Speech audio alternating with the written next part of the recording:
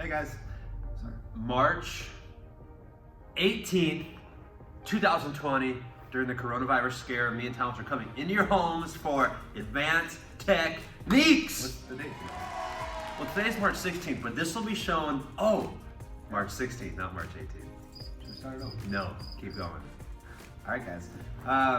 Today's technique on the schedule is supposed to be diving toe hold. As much as we would love to do some leg locks, you know I would, we're just gonna do something simple. Can you imagine people diving on the hard surface, on the hardwood? Yes, that's why we're not showing it. Yes, absolutely. So we're doing something different. That's gonna be a little safer. Hopefully you can get in the carpet and do it at home. And simple. And we think this is something wives, husbands, boyfriends, girlfriends, even children, I think we can encourage them to maybe test what we're trying today. And he says that too because that's probably gonna be your training partner for the next few weeks. Let's hope so. Or hopefully the only next week, but we'll see what happens. Okay, so, I'm the bad guy, good guy. oh, you have my back. You have my back. Let's do a little survival mentality. Now, a few things. We're not gonna go super deep today, guys. I'm hoping a lot of you have saw this. This is a little bit of review. Number one is I wanna save myself from what, John? Getting choked, right? He wants to rear naked choke me. All right, and which arm is putting me in danger? It's his top arm. So I want to smother that top arm. So the same side arm, hooking grip at the wrist, and I grab the elbow. If the elbow isn't present, we'll talk about something. So he's only worried about the initial arm, the initial danger, right? Look at that, he's dominating I'm gonna try to choke you, Thomas, quickly with my top arm because I can't choke my bottom. It's literally near impossible. I think it is impossible, go ahead. It's foolish, right? And you'll feel this. Now, something I do want to mention is what John said, I'm protecting my neck. If I don't protect my neck and I try doing this type of stuff, it just doesn't make sense. I keep the computer alive, click, click. Now, where I fall is actually critical, right? It's very important. So I want to fall to the strong side, AKA the choking side. Click. Right? Or over the arm that's over the shoulder. the escape side. Same side arm, boom. Smother, 2-on-1. Now for me to kind of put myself over there, I walk my feet the opposite direction and then simply let gravity do its job. All right, so we're here.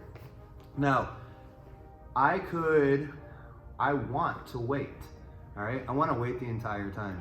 So a few things, what I could do is, what I'm going to do is wait for his grip to let go. Because A, he has to punch me to let go, and choke me to let go. I have to, in order for me to do anything, I have to let go, like he said, to hurt him or to try to choke him or advance. I'm just waiting on that. Now, when he lets go, I dominate this tricep, and my hand snakes inside and creates a frame on my neck. Now it's off my artery. False neck. Now, I slide down to his wrist, and I walk my hand up. As I remove his arm, like I'm taking off a hat from the side, I don't know if that makes sense. C-grip, my head and shoulders hit the mat, I am out. He has potential to either A, mount me, so Why can't he remount me while he has my hand? Check it out. I need my elbow on the ground, so I can't remount him yet. The second he addresses my knee, that's the chance I have of remounting him, but he's not gonna let me. So we're just gonna hit the knee and strip out and put our feet in. And that's all we're gonna do. That's it. We'll talk about the transition after, but we got our legs in the mix. We can take the top, or just settle for what we call butterfly guard. Immediately, 1, 2. There's a survival mentality right here. I'm walking away. Guys, he has our back. Let's get real, right? He has our back. Let's do a little walk, John, so they can, just in case. Perfect. Boom. Saving myself, saving myself. What am I waiting for, guys? Him to let go. Now, if this hand is just light, he can bring his elbow up and snake his hand inside. Watch his hand snake inside. But check it out. If my elbow is extremely heavy, snake your hand inside there, John. Mm-hmm. Choke me, snake me inside. I can't. He can't, right? So I'm very dependent on this grip right here. Click. When he lets go, my hand snakes inside and finds my neck. We call this a false neck. I walk my hand up as I slide down to his wrist. Why will it still be there? Because he's trying to choke me. Look, as I move, he should be letting go. Yep. Boom, boom, boom, boom. Click. Back and head to the mat. Once I accomplish that, knees, strip, boom. Can I show one? Yes, please. So check this out.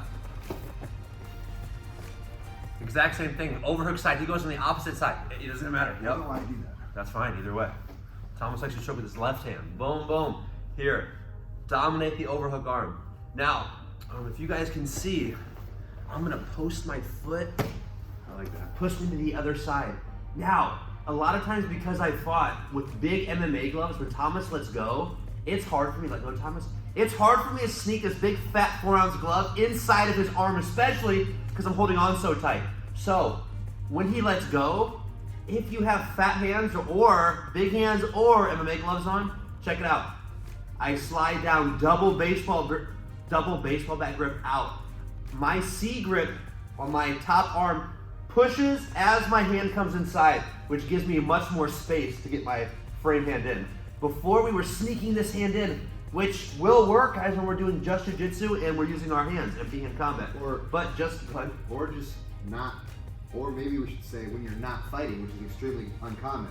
What I would even venture to say is maybe guys with big, thick, strong hands simulates the glove, right? Like, you don't have to have a glove on. Like, maybe you have big hands. Definitely. I was just saying if you had gloves on for whatever the reason, just because we're giving you every detail, guys, these are videos.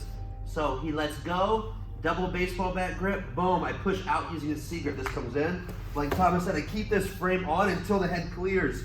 He comes up, boom, boom, shrimp out, here. Will you ever have to use the one that I was just using? Probably not. Well, I'd say try both. Ken Hirsch, big hands. That's funny you say that. I was thinking of Ken too. Guys, a few options are good, right? So try the first variation. If it feels a little awkward, use the second variation. Play with both and see which one fits you the best, right? We're giving you universal techniques that can be modified slightly. Just don't forget the core principles of the techniques, all right? Okay, let's just go into the forced variation, which That guy does not let go. Thomas, anything Don't forced lie. in life is much harder, right? Yeah. So this is going to be harder, especially if the guy's holding on tight. If I'm holding on for dear life, he is not going to try to force this. He's going to wait until I relax a little bit. Yeah. Oh my gosh, that's such a good point. Okay, so if you could rewind that, this will all make sense here once we show this. I am not going to employ this forced escape with him squeeze John. I was just going to rewind with my mouth. No, they can do it on there. I know I couldn't do it. Look, squeeze, right? Guys will squeeze for dear life, convicted in their control. I am not going to force my escape while he's convicted in his control. Think about that. While he's controlling, you're escaping. We want to wait until he's. Wait till the prison guard leaves. Oh. The prison guard's watching when he's squeezing. I'm squeezing. He falls to this side. The prison guard leaves and it gets a little less squeezy. It's more relaxed. Now, on the forced variation, guys, I can again slide in, but I like going to what John was talking about, the end of the early escape, where I'm coming, or the patient escape. I'm sliding down, click, With a C grip. with the C grip, and I call it a little heartbeat. I've noticed, even if he squeezes now, we're gonna wait now, I'm gonna do a little heartbeat where I create a cavity of space, right? So it's like, boom, boom. Look, so I have a moment, click, click, click. The same escape as John's last variation. That's why I would submit to you trying both variations or both Grips on our patient escape is very beneficial, you know, because you might just, I taught a private 2 weeks ago, and they went down to this, because they could close their eyes. They just went down to this. They could close their eyes and feel it. Now, I am not a fan of that because I feel like I can feel everything through my inside my bicep. So I'm here. He's squeezing. I just want out. Maybe the building's burning. That's the example of why you have to force the escape. Like, it's a very rare scenario. I slide down, little heartbeat, boom, boom, click. He's very tight, maybe. Very tight, John. He's tight. Let's slide. Look, I'm just climbing up my hair. Boom. Head, shoulders to the mat. So the biggest thing, the absolute biggest thing is the frame that Thomas keeps on the entire time. That is the most important thing. And as he keeps his frame on, his frame starts climbing his head too, right? I want you to do really slow so they can see what your frame is doing. He gets his hand inside, and as he's flattening himself and scraping me off, his frame starts climbing to his head, making a stronger frame. Check that out. So let's give him this angle so they can see this frame really, really good. Right away. So he watch this fall. He makes a heartbeat and freeze once you get your frame in. And something to notate, John mentioned that's base foot before. That foot is still based, right? It's keeping me on my strong side, all right? So he was saying, here, slow motion, ready? Boom. Freeze! I'm gonna be squeezing. Look where his hand's at. Watch how it travels as he continues to move. Look, it's alive. Keep going. Look, look, look. Yes, cool. And some guys that are a little bit stronger and bigger, you might keep this grip and seatbelt them to come up. That's just a bonus. We're not even going to talk about that, but you Definitely. can rewind that. We actually teach that in our GST. A few things, a little mindset. This is something you can practice on your bed, you know, you can practice on your carpet floor, your wood. Don't be a sissy. Practice on the carpet floor. We were testing for our black belts on a wooden floor, like 40 to 50, 60 to 70% of our training. Which Bad idea. is a bad idea. Yeah, but still, if you have works, a though. floor, it works. Guys, I would submit to you this is easy, but I would like you guys to focus on, guys, what can he do to me from this position? He can choke me and control me. What do you not want him to do? You don't want him to choke you, right? So if he controls you, it's whatever. Let's just protect the switches to the computer, keeping them on. That way we can escape the control down the road. We're addressing threat number 1 right away. If you don't address threat number 1, which is the choke, you're never going to get to threat number 2. You're not going to survive for it. So address the initial threat, which is the most dangerous threat. The guy is going to choke you with a rear naked choke, which is probably, I don't want to say anything's the best choke, but it puts everyone to sleep. So we want to address that immediately and with that powerful grip. Before we close, John's gonna take my back, just so we don't forget the early escape. Before he even grabs the seatbelt, look, he gets the hooks in. What's next, John? What was he just doing? Arms in, right? So let's not forget earlier in the curriculum, when the hooks, let's just say he put his hooks in, his arms are soon to follow. So I dip and put my head and back to the floor. Before he can take my back, I would rather have the floor to have my back than the actual person to have my back. So let's not forget the complete early escape, which is avoiding the big problem. He's putting his hooks in. I feel that. I notice that. What's soon to follow? The arms. Now somebody like this who puts their hooks in and their arms are in a millisecond right after, your timing's got to be fantastic, right? But it's something we'd submit to you. Like say, hey, let's, you know, hooks are in. Maybe you try putting your head and back to the mat. If he's able to get his arms under, then we revert to these patient frame escapes and forced frame escapes. Which one would you prefer over all of them, the patient or the forced? Always the patient. And now he fights, so he might have 30 seconds left in the round. Or That might have to force it, but is it enjoyable? Is it fun to do? No, it sucks. When you have to force anything, and those of you that know me, forcing things in life does not work, right? So I definitely would much rather the patient one. And even in a fight, like Thomas said, how long is a guy gonna hold on? He's gonna try to be punching you. So the patient one's gonna be not so patient probably, because your opponent's not the most patient guy, unless you practice Gracie Jiu-Jitsu. no, when we go, I'm wearing the gi. Before we go, let's say we have like 30 seconds, 50 seconds left.